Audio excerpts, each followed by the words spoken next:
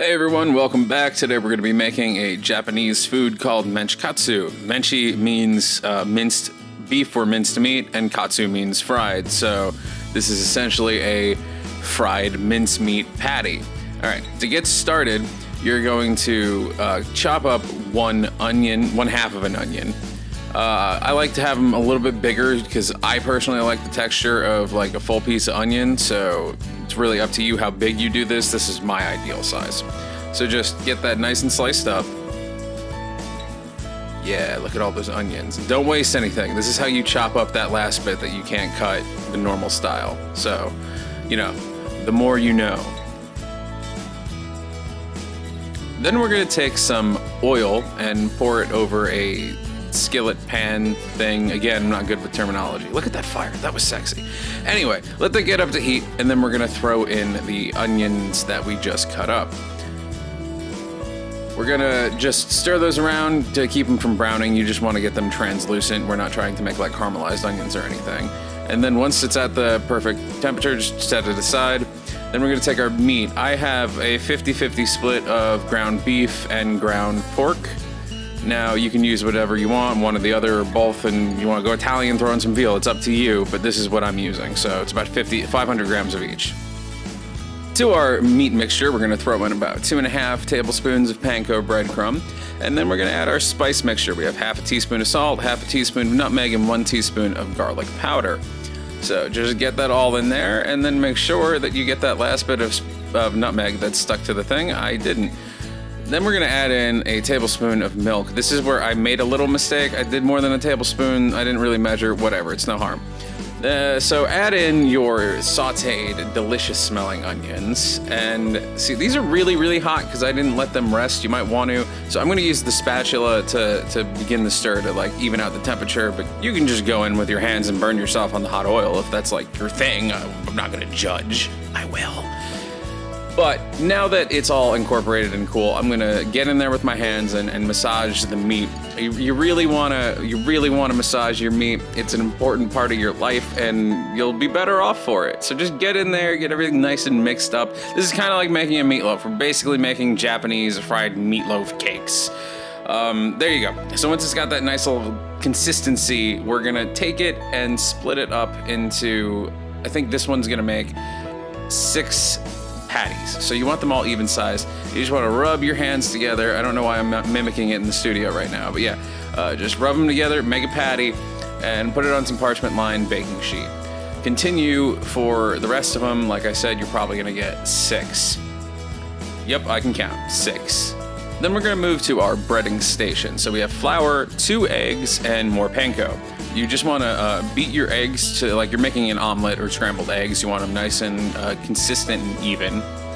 So then you take your meat patty, put it in the flour, get it all nice and covered, and then submerge it into your egg mixture, making sure to get all of the patty covered in egg, because the egg is what sticks to the panko, and you want your meat patty as crispy as possible.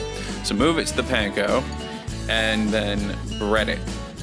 Get it all nice and covered and set it aside on a lined baking sheet. Or a plate, you know. I forgot what we used, no harm. Anyway, we're gonna repeat the process for all of them, as you can see in this very artistic shot with all the crap we used in the background blurry. So I did the first 3 like this, and then I did the first 4 like this, and then I did 2 more where I double breaded them, so you're gonna see that in the final product. I recommend doing that. Anyway, you add about an inch of peanut oil to a deep frying pan. You can even do like a Dutch oven or a pot or something. I would be careful when using one of these stoves, because I almost lit the house on fire because I can't really control the heat. There's not that much variance, fun fact. So if you're using one of these, be careful. Anyway, we're gonna wait for me to come back and throw in this one should fit 3, so I'm gonna put in 3 at a time of our Menchi Katsu.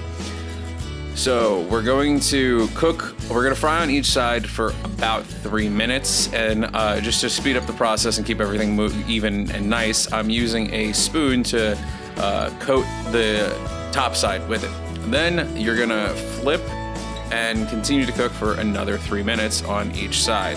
look at that sexy. Like, there's such a, like, there's something about fried food when it's frying. It's just so sexy. I can't get over it. I love it. It's gorgeous. So, yeah, just stare at this a little bit longer. Well, that was nice. But now it's time to take our Menchi Katsu out of the oil. So we're just gonna take those, being very careful not to burn yourself again, and just set them aside on a wire rack to cool. Now, in the meantime, we're gonna mix up my variant of a tonkatsu sauce. So we're gonna add in a tablespoon of ketchup, a tablespoon of gochujang, about a teaspoon of honey, and an additional teaspoon and a half of oyster sauce. Then we're gonna add in 1.5 tablespoons of Worcestershire, that W sauce, and mix it all together. This isn't very traditional, but it's my take on it. I like the added heat, but there you go, sauce. Now it's time to plate it up all sexy with some cabbage, because that's always included with Japanese food for some reason. But let's give this a taste. Normally it'd be sliced, but I didn't feel like doing it, so we're just gonna dip the whole thing in and take a bite. So, right off the bat, this is a delicious food. It's fried meatloaf. I don't know where you're gonna go wrong, and then a delicious sauce. There's not much else to say. It's a solid meal, easy to make. 2 thumbs up. I'm just gonna keep shaking my thumbs. You should make it. It's super easy, it doesn't take long, it's a solid dinner. Yeah, so if you like it, comment, subscribe, tell us what you want to see next. But I'm starving, so I'm just gonna go ahead and eat. See you next week.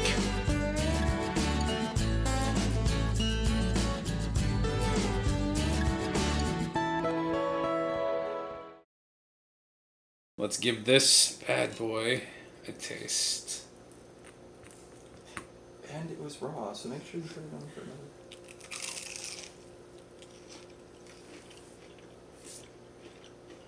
another.